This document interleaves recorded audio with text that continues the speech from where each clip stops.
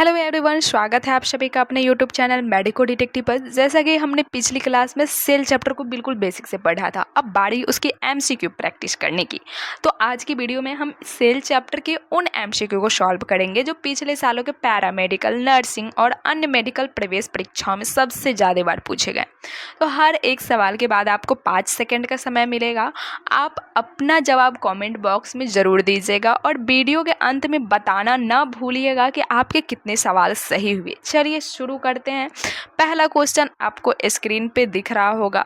पहला क्वेश्चन है कि कोशिका की खोज किसने की थी, यानी कि who discovered the cell. Option A में है रॉबर्ट हुक, बी में है रॉबर्ट ब्राउन, सी में है स्लाइडेन और डी में है श्वान। तो यहाँ पे सही आंसर क्या हो जाएगा? तो कोशिका की खोज जो है वो क्या था, रॉबर्ट हुक ने कब किया था? 1665 ईस्वी में किया था। ठीक है, कोशिका की खोज सबसे पहले किसने किया था? तो रॉबर्ट हुक ने किया था 1665 ईस्वी में। ठीक है, अब हम लोग बात करते हैं नेक्स्ट क्वेश्चन की। तो नेक्स्ट क्वेश्चन पे देखते हैं कि कोशिका का नियंत्रण केंद्र किसे कहा जाता है। कोशिका का नियंत्रण केंद्र किसे कहा जाता है? Which is called the control centre of the cell. Option A में है माइटोकॉन्ड्रिया, बी में है केंद्रक, सी में है राइबोसोम और डी में है लाइसोसोम। तो कोशिका का नियंत्रण केंद्र जो है कहा जाता है केंद्रक को, यानी कि न्यूक्लियस को कहा जाता है, जो आपको बताया गया था थ्योरी में अच्छे से कॉन्सेप्ट क्लियर करके, है ना। चलिए नेक्स्ट क्वेश्चन पे चलते हैं। नेक्स्ट क्वेश्चन है कोशिका का पावर हाउस किसे कहा जाता है। कोशिका का पावर हाउस किसे कहा जाता है? Which is called the power house of the cell. Option A में है गोल्गी तंत्र, बी में है केंद्रक, सी में है माइटोकॉन्ड्रिया और डी में है राइबोसोम।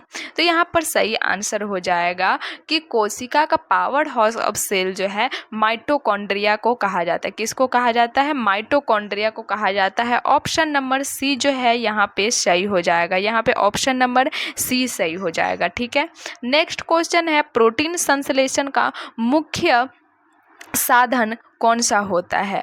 ऑप्शन ए में है लाइसोसोम, बी में है राइबोसोम, सी में है माइटोकॉन्ड्रिया और डी में है केंद्रक। तो प्रोटीन संश्लेषण का जो मुख्य स्थान होता है, प्रोटीन संश्लेषण का मुख्य स्थान की बात करें तो वो होता है राइबोसोम। क्या होता है? राइबोसोम। ऑप्शन नंबर बी यहाँ पे सही हो जाएगा। ठीक है, अब हम लोग बात करते हैं नेक्स्ट क्वेश्चन की। तो कोशिका झिल्ली जो है कैसी होती है? कोशिका झिल्ली कैसी होती है? ऑप्शन ए में है पूर्ण पारिगम्य, बी में है अपारिगम्य, सी में है चयनात्मक और डी में है कठोर। तो कैसा होता है? तो यहाँ पे सही आंसर हो जाएगा ऑप्शन नंबर सी। कोशिका झिल्ली जो है चयनात्मक पारिगम्य होती है, सिलेक्टिवली परमेएबल होता है, यानी कि ऑप्शन नंबर सी यहाँ पे बिल्कुल करेक्ट हो जाएगा। नेक्स्ट क्वेश्चन पे चलते हैं कि पादप कोशिका की कोशिका भित्ति मुख्यतः किसकी बनी होती है। The cell wall of a plant cell is mainly made of what. Option A में है ग्लाइकोजेन, बी में है काइटिन, सी में है सेल्यूलोज, डी में है प्रोटीन। तो यहाँ पर सही आंसर क्या हो जाएगा? यहाँ पर सही आंसर हो जाएगा कि पादप कोशिका की कोशिका भित्ति जो होती है वह मुख्य रूप से सेल्यूलोज की बनी होती है। किसकी बनी होती है? सेल्यूलोज की बनी होती है। नेक्स्ट क्वेश्चन पे चलते हैं कि लाइसोसोम को और किस नाम से जाना जाता है। Lysosome are known as what. Option A में कोशिका का पाचन थैला, बी में है ऊर्जागिरी, सी में है नियंत्रण केंद्र और डी में है प्रोटीन फैक्ट्री। तो यहाँ पे सही आंसर क्या हो जाएगा? तो यहाँ पर सही आंसर हो जाएगा कि लाइसोसोम को जो है और कोशिका का पाचन थैला यानी कि suicidal bag of the cell के नाम से जाना जाता है। ऑप्शन नंबर ए यहाँ पे सही हो जाएगा। नेक्स्ट है कि डीएनए मुख्य रूप से कोशिका के किस भाग में पाया जाता है। Where is DNA mainly found in the cell. Option A में है राइबोसोम, बी में है केंद्रक, सी में है गोल्गी तंत्र और नेक्स्ट है लाइसोसोम। तो यहाँ पे डीएनए पूछ रहा है कि डीएनए मुख्य रूप से कोशिका के किस भाग में पाए जाते हैं, तो वो हो जाएगा न्यूक्लियस में। क्या हो जाएगा? न्यूक्लियस में, यानी कि ऑप्शन नंबर बी जो है यहाँ पे सही हो जाएगा। नेक्स्ट है कि गोल्गी तंत्र का प्रमुख कार्य क्या है। गोल्गी तंत्र का प्रमुख कार्य क्या है। What is the major function of the Golgi apparatus। Option A में ऊर्जा उत्पादन, बी में है प्रकाश संश्लेषण, सी में है पदार्थों का संशोधन पैकेजिंग एवं स्राव और डी में है डीएनए निर्माण। तो गोल्गी तंत्र का जो मुख्य कार्य होता है वो होता है पदार्थों का संशोधन पैकिंग एवं स्राव। तो यानी कि ऑप्शन नंबर सी जो है बिल्कुल करेक्ट हो जाएगा यहाँ। नेक्स्ट है निम्न में से कौन सा कोशिकांग मुख्यतः पादप कोशिका में पाया जाता है। ऑप्शन ए में है माइटोकॉन्ड्रिया, बी में है राइबोसोम, सी में है क्लोरोप्लास्ट और डी में है केंद्रक। तो यहाँ पर सही आंसर हो जाएगा option number C chloroplast. Chloroplast जो है मुख्य रूप से प्लांट सेल में पाया जाता है। तो ऑप्शन नंबर यहाँ पे सी बिल्कुल करेक्ट हो जाएगा।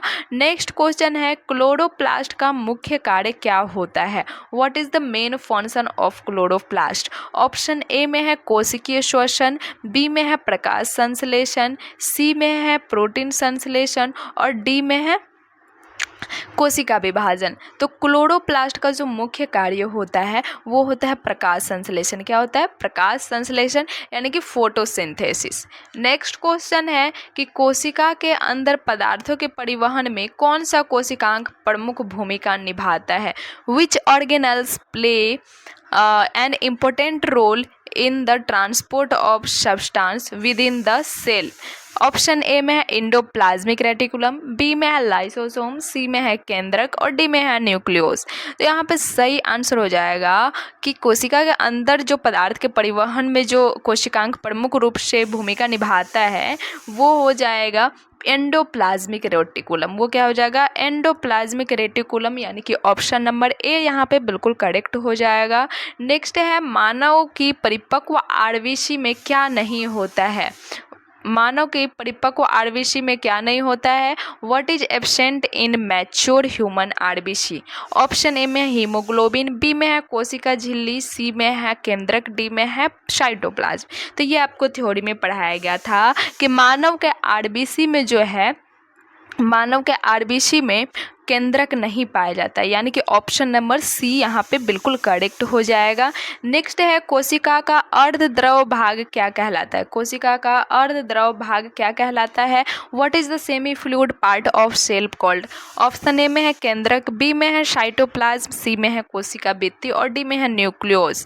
तो कोशिका का अर्धद्रव जो भाग होता है सेमी फ्लूइड जो पार्ट होता है उसको कहा जाता है साइटोप्लाज्म। उसको क्या कहा जाता है साइटोप्लाज्म कहा जाता है। नेक्स्ट है कोशिका का विभाजन के दौरान अनुवांशिक पदार्थ किस संरचना में व्यवस्थित होता है। During cell division genetic material is organised into which structure. Option A में है क्रोमोसोम, बी में है राइबोसोम, सी में है लाइसोसोम और डी में है सेंट्रोसोम। तो यहाँ पर सही आंसर हो जाएगा कि कोशिका विभाजन के दौरान जो है अनुवांशिक पदार्थ जो है क्रोमोसोम की संरचना में व्यवस्थित होता है, यानी कि ऑप्शन नंबर यहाँ पे ए करेक्ट हो जाएगा। नेक्स्ट क्वेश्चन है कि मानव शरीर के सबसे बड़ी कोशिका कौन सी है। ऑप्शन ए में है आरबीसी जिसको लाल रक्त कोशिका कहते हैं, बी में है तंत्रिका कोशिका, सी में है श्वेत रक्त कोशिका, डी में है अंडाणु। तो मानव शरीर की सबसे बड़ी कोशिका की बात करें तो वो होती है अंडाणु यानी कि ओभम। ठीक है, ओभम जो होती है मानव शरीर की सबसे बड़ी सेल होती है। नेक्स्ट है मानव शरीर के सबसे लंबी कोशिका कौन सी है। Which is the longest cell in the human body. Option A में है मसल सेल, बी में है नर्व सेल, सी में है आरबीसी यानी कि रेड ब्लड सेल और डी में है ओभम। तो मानव शरीर के सबसे लंबी कोशिका की बात करें तो सबसे लंबी कोशिका जो है तंत्रिका सेल होती है, यानी कि नर्व सेल होती है। तंत्रिका कोशिका जो है सबसे लंबी कोशिका होती है। वही सबसे बड़ी कोशिका की बात करें तो ओभम होती है और सबसे लंबी सेल जो होती है तंत्रिका कोशिका होती है। नेक्स्ट है कोशिका में अपशिष्ट पदार्थों के पाचन में कौन सा कोशिकांग सहायता करता है। Which organelle help in the digestion of waste material in the body. Option A में गोल्गी तंत्र, बी में है माइटोकॉन्ड्रिया, सी में है लाइसोसोम, डी में है राइबोसोम। तो यहाँ पर सही आंसर हो जाएगा ऑप्शन नंबर सी लाइसोसोम। इसीलिए लाइसोसोम को जो है सुसाइडल बैग भी कहा जाता है। नेक्स्ट है निम्न में से कौन कौन सा प्रोकैरियोटिक कोशिका का उदाहरण है? ऑप्शन ए में है अमीबा, बी में है बैक्टीरिया, सी में है मानव कोशिका, डी में है ईस्ट। तो यहाँ पर सही आंसर हो जाएगा कि प्रोकैरियोटिक कोशिका जो है वो है बैक्टीरिया। वो क्या है? बैक्टीरिया है। ठीक है।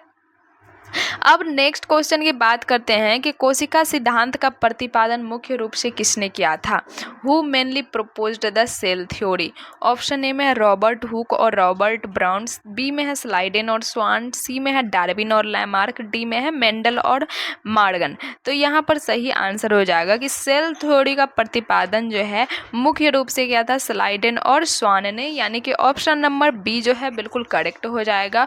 तो आप लोग बताइए कि आपके अभी 20 क्वेश्चन करवाए गए, इस 20 क्वेश्चन में कितना क्वेश्चन आपका सही हुआ और कितना गलत हुआ और क्यों गलत हुआ? अगर गलत हुआ तो उस क्वेश्चन को याद कर लीजिए ताकि नेक्स्ट बार जब रिवीजन करवाया जाए तो आपकी गलती ना हो। ठीक है। तो सभी कोई अच्छे से पढ़िए। All the best everyone. Thank you for watching this video.